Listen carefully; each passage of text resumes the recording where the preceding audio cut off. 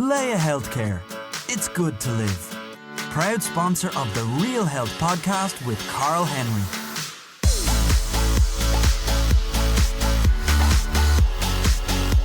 Folks, welcome to the latest episode of the Real Health Podcast in association with Leia Healthcare with me, Carl Henry. I'm delighted to be joined, I was going to say in studio, but we're not in studio. We're in the Clayton Hotel in Ballsbridge with the 5 very brave, very amazing Operation Transformation leaders having just completed their 5K earlier on today. Guys, how are we all doing?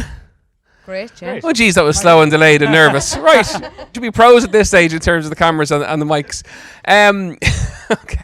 Over the course of the next kind of 20 minutes, I just want to have a chat with you guys and see what you enjoyed, what you didn't enjoy, if Operation Transformation was what you expected, the highs, the lows, the goods, the bads, and get a little bit of an insight into what it takes to be an Operation Transformation leader. So many of our listeners will watch the show. I've been involved in the show since the beginning. I think it's fascinating to get a leader's insight into the course of the 8 weeks and what you guys thought. Lorraine, I'm going to start with you. Okay. Was the whole experience what you expected? Being honest, I didn't watch the show an awful lot. I knew the show and I'd seen series, but I never followed it. So I was probably one that didn't have expectations of what to expect from it. So anything I did know about it, like, it's multiplied how good it is. Really has multiplied in everything, in every aspect. And what was the hardest bit for you? Being honest, standing on the scales and having no results. I found that just soul destroying, because at times when I thought I was putting in effort, it had just come back that I had done nothing like it, or it just looked as if I'd done nothing, and I found that really hard to take. And of course, it's a weight loss show, and as I unfortunately remind you once or twice, I like the numbers. But what you did was you channeled that into the workouts very much so, and then the numbers came and the results came. Yeah. You know, plus you got a lot more out of it than just the numbers, as you said yourself, Yeah. in terms of mental well-being and mental health. Yeah, and I've dropped a dress size, so that's huge for any woman. That's huge. But like I've gained so much more from it, so much more than I. If I had a wish list at the beginning, I've blown it off the charts, 100%. Tanya, same question to you. Was kind of, we're coming to the end of it now. The finale is tomorrow. You're going to strut yourself on the catwalk. Was it easier or harder than you thought it was going to be? Harder. In what way? Oh, the food. I found, I suppose I went from eating greasy food, white bread, everything was white. And then sugar, it wasn't just cans of Coke. I would have had chocolate, would have had crisps. I've nearly forgotten about your can of Coke addiction. Carl, don't even... Did you not know she gave up Coke? 12 cans of Coke a day. That seems like forever ago. But it is dead to me. I will never again touch a can of Coke. I'm just for our listeners who are listening in, but you were having 12 cans of Coke a day, which is a slab of Coke every kind of 2 days, basically. A slab of Coke every 2 days. And I used to shop around for the deal. I would never pay more than tenner for it. So that's €35 a week. Do you know, it's crazy. But no, the Coke and the food just was the hardest part for me. I actually enjoyed the exercise, but I surprised myself that I did enjoy it. I think I was just determined to change. I think I was just so unhappy I had to change. But definitely the food, all the different veg, there was things that I didn't even have a clue. I used to have to ask in the supermarket, what's this? Because I genuinely didn't know what they were. So that alone was hard. And Shane, we're coming to you in a minute, by the way. We'll get to you and veg in a minute. Andrea, I'm going to ask you the same thing. Well, I suppose coming into it as a leader, what did you expect? Did you have an expectation of how it was going to be, and did it match that? I suppose in terms of the food plan and the exercise, I suppose that was as I expected. It's just everything else, like the time commitment, going up to Tullamore every Saturday and Sunday, and then literally getting straight back up and doing the resistance at 6 a.m. to go back to work Monday, and then all the extra little bit, the first 2 weeks were manic between the extra interviews you had to do, and while the late was brilliant, it was literally up and down on the same day, and then back up to Offaly on the Saturday. So kind of the time commitment, just the energy, that extra energy, which I didn't even think of, because I thought it was just the exercise I had to think of, and then all that was kind of the only negative. Then the camera's constantly in your face, but you kind of get used to them. And we great I was camera going to ask you people, that. Do you get used to the fact that the camera is around you all the time? You would get used to it. And our camera, we'd Ed and Helen, and they were brilliant and they were very entertaining at times. But sometimes you just want to tell them to get lost. Like you really just don't want to do something, and like you have to kind of do it. And sometimes you're trying to rush stuff in just for the shot, and you're like. Sometimes you nicely want to do it, but you know you can't. But yeah, overall it was very positive, and like we both have gotten a ton out of it. So definitely would do it again and recommend anyone to do it. But just the time commitment, I didn't factor that in as much as it did take up, and the energy. So yeah, that was. Okay. And Barry, the first man in Ireland to ever be on the Late Late in a pair of shorts. I think you had that title after the 8 Thank weeks you. anyway. And coming from a man who wears shorts all the time, that's almost a respect kind of comment. How did you find it? The time commitment's a big thing, obviously. And you guys are in Cork. You're commuting up from Cork to Dublin and to Offaly. And there's a lot of kind of commuting and travelling in that. But in terms of the show, the structure of it, highs and lows or pros and cons? The show itself is fantastic. Like it's 13 seasons, so it has to work. You know, Friends ran for so long because it worked. So it goes that way. But like as Andrea explained, it's off-camera stuff. We shoot for 5 days, and it's 20 minutes of a show.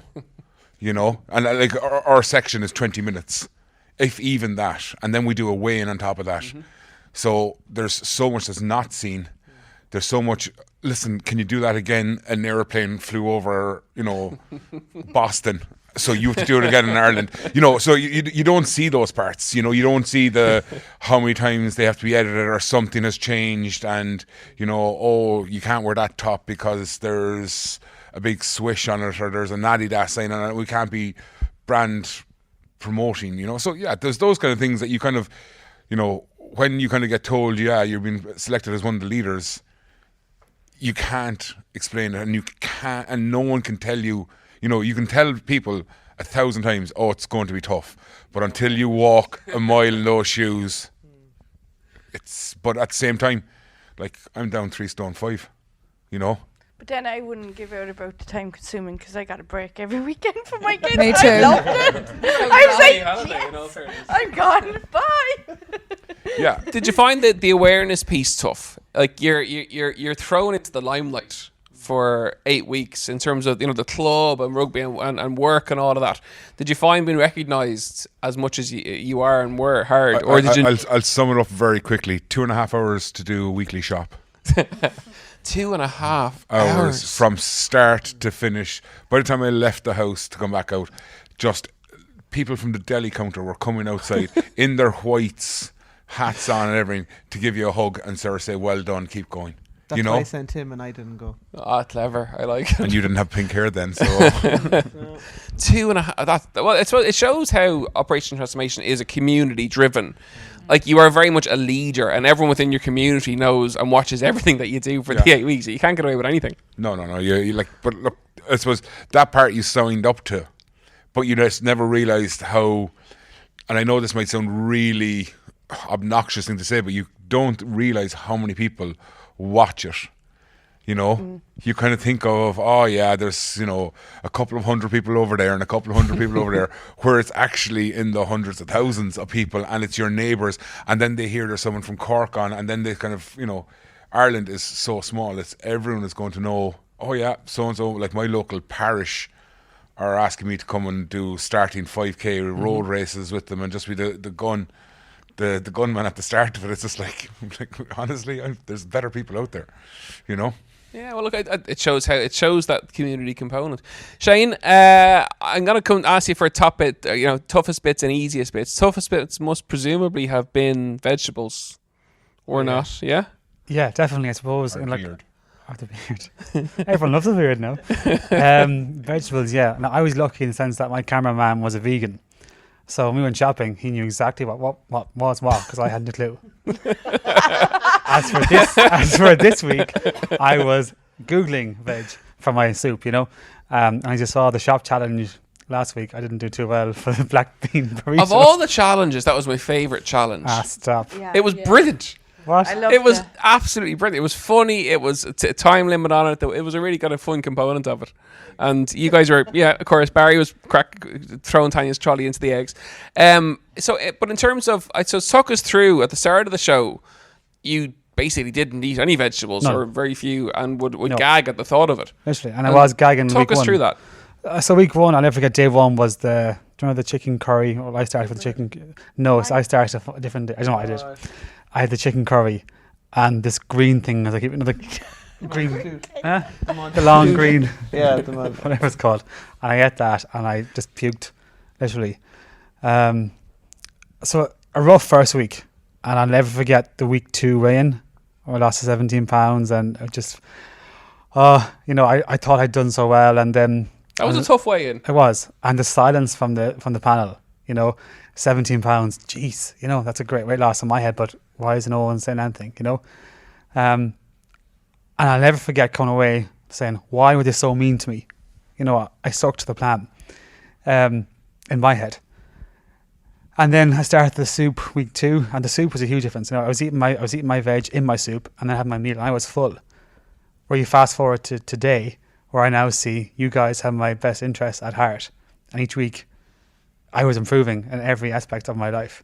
To now, I'm eating veg with my meal. The soup is somewhat gone. It's a transformation. And was the whole thing what you thought it was going to be? The program. I as an expert, I know what I try and get out of each series, and I know what's coming. But as a leader, I'm fascinated to find out coming into it. Is it what you thought it was going to be? Is it different? Is it harder? Is it? It's. I struggled with the media side of things. I struggled with the Lycra every week. Once the dressing gown came off, I just went into lockdown. And you remember week 1, girls? I was just You were vomiting and everything. vomiting as well. It's genuinely just couldn't cope. And then 2 weeks ago, I was like, why didn't you start enjoying this sooner? Like, I can't stop smiling now. I'm a new man the last 2 weeks in particular. And yes, the scales are important, but for this whole journey I've explored every aspect of my life through a GP, to a fitness expert, through a psychologist and a dietitian, and that's life, And I genuinely mean when I say OT have saved my life, and I'll never forget that. Folks, you're listening to the latest episode of the Real Health Podcast in association with Leia Healthcare with me, Carl Henry. This is the Operation Transformation episode. Our 5 very brave leaders, they're getting ready for the catwalk tomorrow. They're all a little bit sore after the 5K today, I think. It was a tough day and a tough course and very windy, but they got through it. The future, that's the next question. So you've been on a plan for 8 weeks. It's been very, very structured. Every day, do this, and 7 days of that gets you a number, generally. That's lovely. Structure is very easy. What happens after this? I'll follow the line that's nice and easy. I'll start with the rain. Talk to me through when you wake up on, say, Monday morning. Cameras are gone. Finale's over. Back to life. Oh, well, Monday morning we're going on the beer. So let's start with Tuesday morning. Okay, and Tuesday morning. Again, you see Monday night. Oh, are you? Yeah. Oh, good God. Yeah. Right, okay. Watch out, Dublin. Yeah. Yeah. Okay, Tuesday morning. So Tuesday, I probably will be sick Tuesday morning if I know myself. So we'll go Wednesday morning maybe. Right, I'm going to Wednesday. But on Wednesday not looking morning, good, but however, go on. but sure, I never look good, Carl. But on Wednesday morning, I tend to start again. Okay. Straight back. Yeah. I love the discipline of the food. I love the exercise. I actually feel bad now if I don't get out. And as for the food, I can't. My head won't let me eat anything I'm not meant to eat. I just have that. I don't know. It's My hard head is in your just house changed. because with your daughter, there's a treat box in the fridge somewhere, isn't there? Well, if you go in, Aoife actually changed me from that. So, the chocolate box we call it is now in the top shelf of the fridge, and because I'm only 5'2", the top shelf is that level when I have to look up for it. So I look into the fridge, I don't see it. It's not anything I see, whereas before it was lower. So that's, at a different level. So I don't even think about the chocolate anymore. And then there's always crisps and there's always, kind of a lot of goodies in the house. But they don't interest me. They actually don't interest me. And what I'm craving now, something sweet, is, it's not chocolate. I'm looking forward to a pavlova. So that's what I'm looking forward to, pavlova and fruit and a wee bit of cream. That's what I'm really looking forward to. But like that, it's not that I will have cheat days, but I will have treats now and again, and I think that's a good thing. I don't think it's a bad thing. Aoife said about going back on chocolate that it's okay, but I have that much of an addiction to chocolate that I don't think a little bit would ever be good enough for me. So no more than Tanya giving up or Coke. You know, Tanya, give up Coke, don't you? You do know that, don't you? Yeah. But I forgot about that, by the way. how could It you? seems so long ago, but whatever, it's It mad. hasn't been brought up, you see, in a while, and I suppose the fact Yeah. that I'm over it and I done it, do you know? Just like you gave up chocolate, like. And, Thank you, Tanya. Are you acknowledging? Oh, Tanya, you're so best good. buddies. Tanya, in terms of the future for yourself then, so a big thing for you, we saw it on in episode 7, was exercising on your own. Having the confidence to get outside, feel okay about it, to train back with the GA and train with your sister. Yeah. It was a big step. What does the future hold there from not just an exercise perspective, but a health perspective? It's carry on as I have been for the last couple of weeks. Like I did try this week now I went because Mark was at home. Mark said, "Oh, I'll come with you," and you know he actually bugged me. So I was like, so I actually left him halfway and I took off on No my own. way. Yeah, it was just I think that I'm actually like getting that time to myself. Do you know, and like whereas Mark was taking selfies and everything, he actually really bugged me, so I actually left him. Poor Mark, my arse. But no, So exercise has become your time, I your love zone, going your out. space. Yeah, just to clear the head away from the kids for half an hour and me time.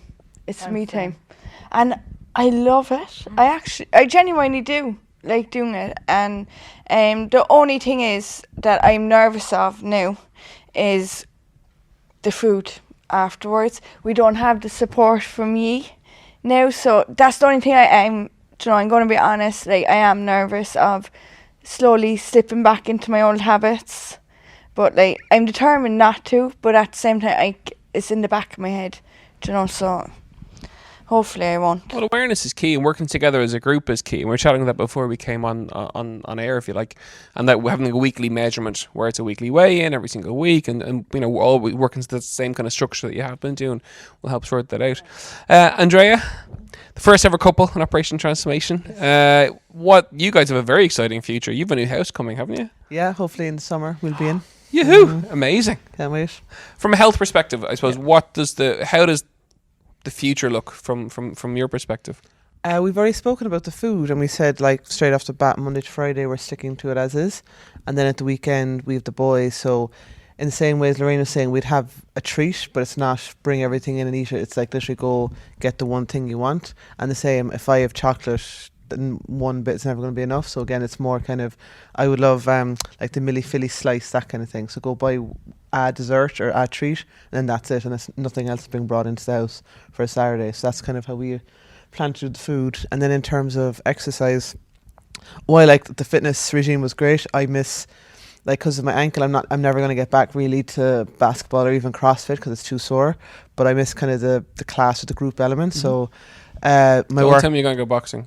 I will at some stage, but I'll give him another couple of weeks because my course is pretty busy at the moment. But my work environment are great, and we've just recently opened a gym, so there's going to be spinning classes and PT. Oh, great, amazing. So that's to start with, and then I do hope to kind of do the boxing because it does look brilliant. But in a couple of And weeks' time. what do you make of Barry's want to go for a proper fight while he can? It's an ambition to do it. One could be lined up for later in the year. You never know. So yeah, I'd say it's definitely, as he said, he has till he's 41. He only has a year and a bit. He might as well go for it. So Barry, for yourself, boxing became a really good replacement for what rugby used to give you, I think. And I only got that when I was chatting to you kind of halfway during the show, that whole sense of, hitting and being hit was a really good stress release. And that's one of the reasons that you loved rugby so much. And the boxing became very much a replacement for that. You've said this a couple of times, and I've been pondering on it, and I think it's the intensity. Yeah. I think it's more the intensity of the rugby that I was playing at AIL level, so I was playing at a pretty high standard, and it was that intensity of you're in the gym on a Monday and a Wednesday, and Tuesday and Thursday you're out in the pitch knocking heads, and like you never come out after a weight session pissed off at your boss or at someone because, you know, you've just focused that, and I don't want to get too, you know, crystally and angels and all that kind of stuff, but that negative energy that you have in your body and in your mind, that you're focusing that onto something very positive, then you have the release of the endorphins and you're feeling much better after it. But like every time I've come out of that gym, I'm actually too tired to care about anything else, you know. Andrea's nodding her head. You know, like there could be a stack of dishes after dinner, and it would be my turn to do the dishes, and I'd be like, yeah, I'll do them in the morning. And I'd try and get up 10 minutes early to do it in the morning, not to do it that night, because like your arms are tired, your legs are tired, your mind is tired because you're learning a new skill of how you're meant to move in the ring, and you know, it's just non-stop. You know, you go in for an hour and you come out and you're wringing your t-shirt to get the sweat out of it, because that's the effort, you know. And yeah, I'm putting in that effort, but it's the coaches, you know. If you're doing a wall squat, you're told go deeper. If they're making it look, if you're making it look too easy, they'll come over and make it go deeper. Or else, here, there's a medicine ball, hold that on top of you, you know. So they'll push you as well, and they'll find, like you do, you find that, you know, the bottom of how far can we push you. And you did it with me with the steps, you know. You pushed me and you kind of went like, yeah, come on, there's the gauntlet, step up. So yeah, that's boxing bringing that into me. So Andrea sees the benefit when I come home, and it's just like, and you have a great target, which is this fight that you want to do before you're 41. So with amateur boxing, you can only hold a license to box until you're 41, turning 40 in July, and there is kind of an ambition to get in the ring and do an actual match. Amazing. One of the coaches down there in Toker Boxing Club has said that there's a white collar boxing, which I need to have a license for, on members of Garda Síochána, who I played in rugby many times, and I think I owe them one. If you can find a member of the Garda Síochána who's willing to get into the ring with you, in all fairness, I'll be very impressed. But as I said to you on the show, and I mean this, if and when that fight happens, let me know, and I'll be down there screaming and support in ringside, because it'll be a very proud moment. It's great that you found something you really love sport-wise, and it was really important to me over the course of the show that you would, which is great. Shane, talk to me. Future, what are we thinking? So today was your first 5K. I know that was something you're very stressed about and very worried about. Yeah. And we got you over the line. 30, just under 34 minutes, which is great. Mm-hmm. What's the future going to bring? I suppose for me, it's like, 30 this year, and this surgery is hanging over my head, which I never thought was going to happen because of the numbers, but the numbers are slowly going that way. So, if I can give this another 4 months of really hard effort, maybe I'll get onto a list. In my head, maybe next year the surgery would happen, but who knows, maybe at the end of this year, could I get to near 14 stone? Probably not, but look, I'm going to keep going that way as best I can. Next week, a gang of 50 of my friends, we're doing Run Amok challenge. Oh, amazing. Yeah. So that'll be interesting. So I'm going to just keep this going, and I'm the best friend I've ever been in so long. I have the tools now. It's up to me to use them, or to, otherwise this journey has been a waste of 8 weeks. And as a couple, I'm going to use the words transformed here. It's slightly cheesy, but it's true. Like yourself and Clodagh have transformed. She's lost a load of weight just supporting you. Yeah. You trained and exercised together. So as Tanya was saying, getting out of the house and getting away from the house and having some time together. Yeah. That's what you're getting now through fitness, which never existed before. Yeah, like even this week, I've had less rehearsals this week. We went for walks. What? Usually get a takeaway or, just lay on the couch. So we've had 4 kids quite close together, and let's see, maternity after maternity, and Chloe hasn't had the chance to get out and exercise, and but in the 8 weeks she ran a 5K today. Mm-hmm. That's new Clodagh, and we did this together. And usually she'd say, oh, you start another diet, here we go again, and when I never told her I applied for OT. And imagine how I told her. Actually, hold on, you're all laughing now. Well, you guys are different because you're a couple, so you obviously knew about it, but the rest of you, the other 3, did you tell your partner? No. Any of you? I told him when we were due a Skype call. That's when I told Mark. I was like, look, I applied, and he thought it was brilliant because Mark wanted me to apply the year before and I wouldn't do it. Okay. I was like, no, do you know, I had to make up my own mind and set my mind to it. So that applies the law of it's better to ask for forgiveness than permission, basically, where you jumped in feet first and said, look, this is happening and this is amazing. Okay, wow. Yeah, and every year, like, I'm obsessed with the program. Obsessed, you know. And each year, like last week, like, I followed Davey to a T. I followed Paul last year. You know, I was like, imagine being them. You know, on my birthday this year, in September, I was so low, so down. I was like, imagine me being a leader. Imagine me getting to that stage. I even see Davey like pounding past me, running today. I was like, look how he's come. You know, could that be me next year? Felicity, is yeah. it? Yeah. In the show the other night, my God, Amazing. lads. Yeah, she's fantastic. In 2 years. Okay, final question for you all, because you all have catwalk rehearsals to do and all this other lovely stuff. I'm going to ask you all for one tip to give to our listeners in terms of health. It doesn't have to be exercise based, but from your experience over the course of the last 8 weeks, if you can tell people listening one thing that can help improve their health that you've learned over the course of the show, and what that one thing is, and we'll follow our little line. We'll start with Lorraine, we'll work our way down. And it can be absolutely anything. Yeah, well, my thing is the weight thing again. So my advice would be to people, if you see the scales not moving, make it, don't make it a bad week after it, because that can happen. That's when slips happen, I think. And like, that's one thing, like some people lose weight fast, some people lose weight slow. But the thing is not to make a bad weigh-in make the rest of the week bad. Every day is a new start and just go for it again. And that would be my advice. Love it. Tanya? Just that, you can kick any bad habit with good support around you, family, friends, and you can change, It's just... Build a team? Yeah, build a team, Great. get support and do it. Andrea? I suppose it'd be kind of be organised in terms of the food planning and have a list and like actually plan out the week. What are you actually going to have for your breakfast, lunch, dinner and snacks? Write it down and then stick what the plan is, but also bring the list in with shopping so then you don't go off kilter. They're your short things, and that's when you go for the pizza in the fridge or order takeaway or something. So yeah, definitely food plan and be organised with it. I suppose everyone's going to talk about food and weight loss. I'm just going to talk about your psychological and mental health. You are stronger than you think. People will put you down so quickly. It's hard to find people that'll pick you up, and if you do, latch onto them. Today, going through the 5k, my legs were like lead, and this lady was just alongside me, and she goes, "You're not stopping, keep going."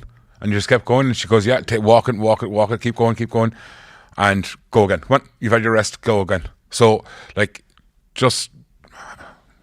suppose it's like the Simpsons, Troy McClure saying, get confidence, stupid. Just believe in yourself. You really can do it. Like, people give up heroin, people give up smoking, people give up alcohol. They can do it. Why? They're no different than you are or anyone else's.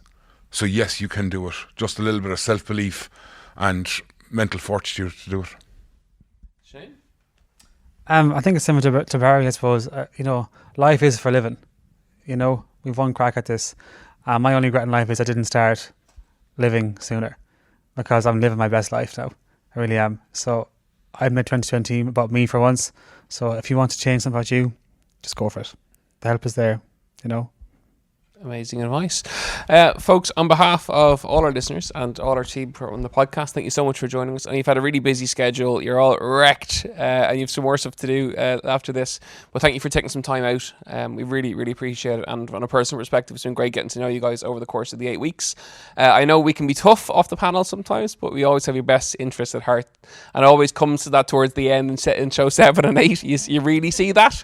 We go through the ups and downs during it, but then it all comes together towards the end, which is good. Folks, as ever, you've been listening to the Real Health podcast in association with Leia Healthcare with me, Carl Henry. You know where we are. It's realhealth@independent.ie, at Carl Henry PT on Twitter and on Instagram. And as ever, we are back next week with another podcast. Thank you so much for listening, and don't forget to rate and review. Slán go fóill. Leia Healthcare. It's good to live. Proud sponsor of the Real Health podcast with Carl Henry.